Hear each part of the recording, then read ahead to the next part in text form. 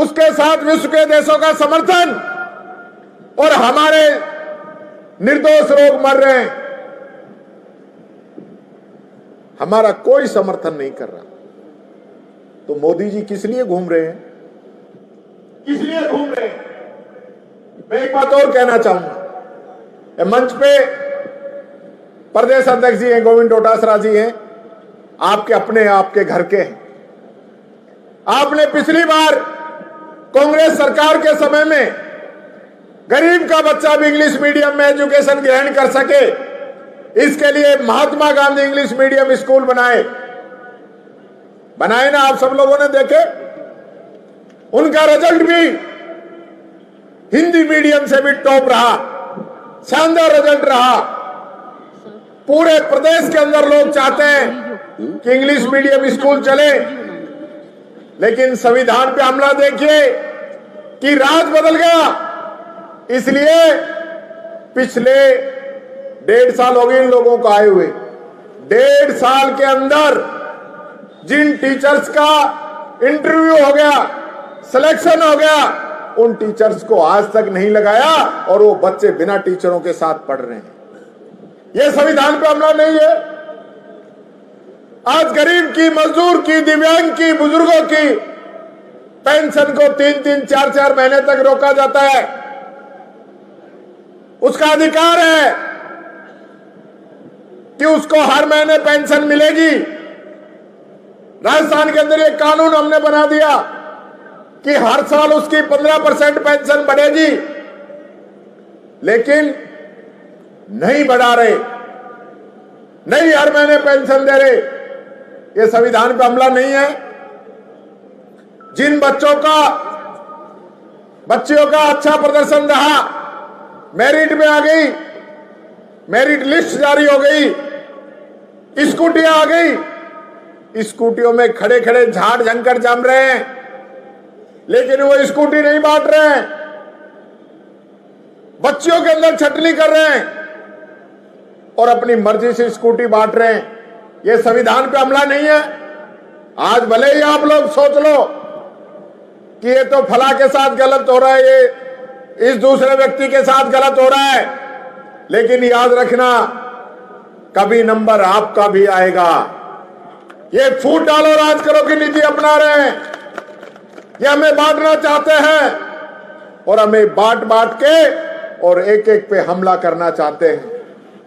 आपने देखा होगा सबसे पहले कानून लेके आए किसान के खिलाफ, भूमि अधिग्रहण कानून, उसको राहुल गांधी जी ने रोका।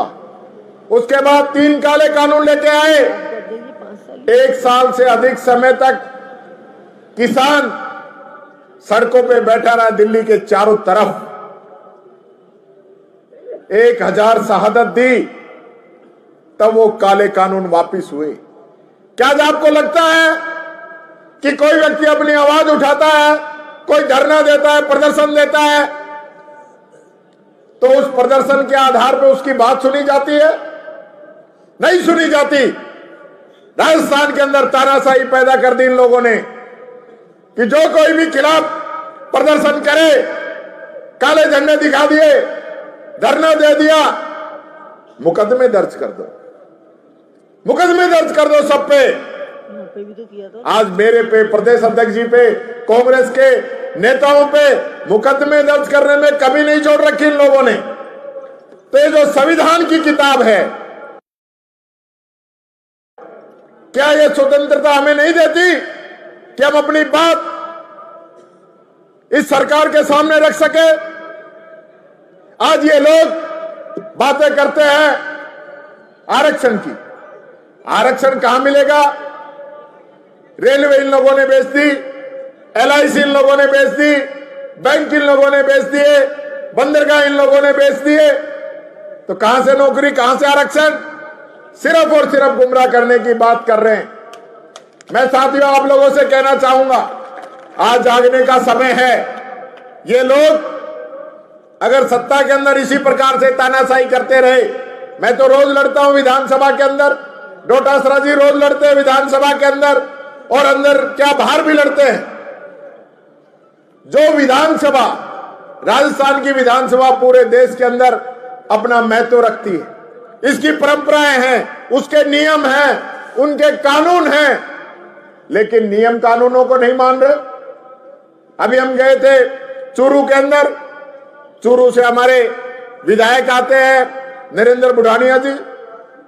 स्पीकर के द्वारा एक प्रस्ताव रखा गया विधानसभा के अंदर कि कमेटियों को बनाने का अधिकार मेरे पे छोड़ दिया जाए। छोड़ दिया सबने सर्वसम्मति से, कांग्रेस बीजेपी सबने कह दिया कि आप बनाइए। उसको अधिकार दिया, उन्होंने मेंबर बना दिए, कोई ऐतराज नहीं। उनको अधिकार दिया कि आप मेंबरों में से सभापति भी बना सकते हैं, उन्होंने सभापति बना दिए, हमें कोई ऐतराज नहीं।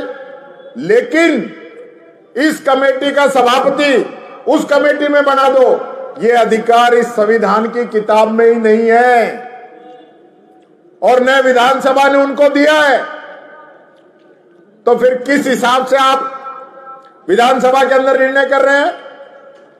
राहुल गांधी को 2 साल की सजा हुई, 1 दिन के अंदर उनकी लोकसभा की सदस्यता खत्म कर दी, और कंवरलाल को सजा हुई 8 साल की, 23 दिन लगे हम लोगों को। मैंने डोटासरा जी ने 5 तो प्रेस कॉन्फ्रेंस कर दी, ज्ञापन दिए, राज्यपाल से मिले, और आखिरी वाले दिन जब मैं हाई कोर्ट के अंदर चला गया तो उसी दिन सुबह के 10:15 बजे का टाइम डाल के कि मैंने तो सुबह हाई कोर्ट में जाने से ही पहले हमने इसका फैसला कर दिया था। तो संविधान पे हमला नहीं है। इसलिए मैं आप लोगों से कहना चाहूंगा, आज हमें सोचने की जरूरत है, समझने की जरूरत है। हमारे आपसी मतभेद हो सकते हैं, आपसी विचार अलग हो सकते हैं, लेकिन अगर हम कांग्रेस के लोग हैं तो हमारे खून के अंदर इस देश के प्रति एक सच्ची श्रद्धा होनी चाहिए। हम उस पार्टी के लोग हैं जिसने इस देश को आजादी की लड़ाई लड़ी और आजादी दिलाई। उसके बाद बाबा साहब भीमराव अंबेडकर का संविधान इस देश को मिला, और कांग्रेस ने अपने खून पसीने से इस संविधान को सींचने का काम किया, इस संविधान को मजबूत करने का काम किया। संविधान के अंदर 73वां और 74वां संशोधन किया। आपको आसानी से समझ में आ जाएगा कि सरपंच और नगर पालिका पार्षदों के चुनाव 5 साल के अंदर कराने पड़ेंगे। आज नहीं करा रहे, राजस्थान के अंदर नहीं करा रहे। हमारी पार्टी डोटासरा जी हाई कोर्ट के अंदर भी गए, पर वहां भी तारीख पे तारीख, तारीख पे तारीख, तारीख पे तारीख लग रही है। तो इस संविधान को कौन बचाएगा? आज चलते चुनाव के अंदर अध्यक्ष जी पे ईडी आ गई। क्यों भाई? आपको गड़बड़ लग रही थी तो आप पहले कार्रवाई करते, और आज उस दिन से आज तक क्या हो गया? 1.5 साल हो गई, कोई मतलब नहीं। सिर्फ और सिर्फ चुनाव के अंदर इनको नुकसान पहुंचाने के लिए, कांग्रेस को नुकसान पहुंचाने के लिए, पूरे प्रदेश में कांग्रेस का माहौल खराब करने के लिए इस प्रकार के काम इन लोगों के द्वारा किए गए। और आज भी इनका टारगेट यही है कि डोटासरा जी को, टीकाराम जूली को और कांग्रेस के लोगों को बदनाम करो, इनके खिलाफ कार्रवाई करो, इनके कहने से काम नहीं होने चाहिए। पता नहीं क्या क्या कोशिशें कर रहे हैं। लेकिन मैं एक ही बात कहना चाहूंगा, कांग्रेस की ताकत आप सब लोग हैं। कांग्रेस की ताकत कांग्रेस का कार्यकर्ता है। कांग्रेस की ताकत वो गरीब, वो मजदूर, वो दलित, वो पिछड़ा, जो आज भी इन 75 वर्षों के अंदर कहीं ना कहीं इन सरकारी सुविधाओं से दूर रहा है, आज भी अपने आप को मुख्य धारा के अंदर नहीं ले पाया है, लेकिन आज भी उसको जाके देखोगे तो कांग्रेस के पक्ष में खड़ा है। हम उस व्यक्ति को संभालने की जरूरत है। एक एक व्यक्ति आखिरी व्यक्ति तक पहुंचे और उसको संदेश दे कि हमारा नेता राहुल गांधी पूरे देश के अंदर पैदल चला है, पूरे देश के अंदर हर व्यक्ति की बात को सुना है, वो उनकी लड़ाई लड़ रहा है। वो कहता है कि डरो मत, 56 घंटे तक ईडी उनसे पूछताछ करती है, उसके बावजूद वो व्यक्ति झुकने वाला नहीं है। इसलिए कांग्रेस का एक एक कार्यकर्ता मजबूती से इस लड़ाई को लड़े। यही बात मैं आप लोगों से कहना चाहूंगा। मैं जिलाध्यक्ष जी को और पूरे सीकर के हमारे सभी विधायकों को और सभी प्रत्याशियों को और सभी कार्यकर्ताओं को धन्यवाद देना चाहूंगा कि शानदार आयोजन आप लोगों ने रखा, जो मान सम्मान दिया, उसके लिए आप सबको बहुत बहुत आभार। जय हिंद, जय भारत, राम राम सब।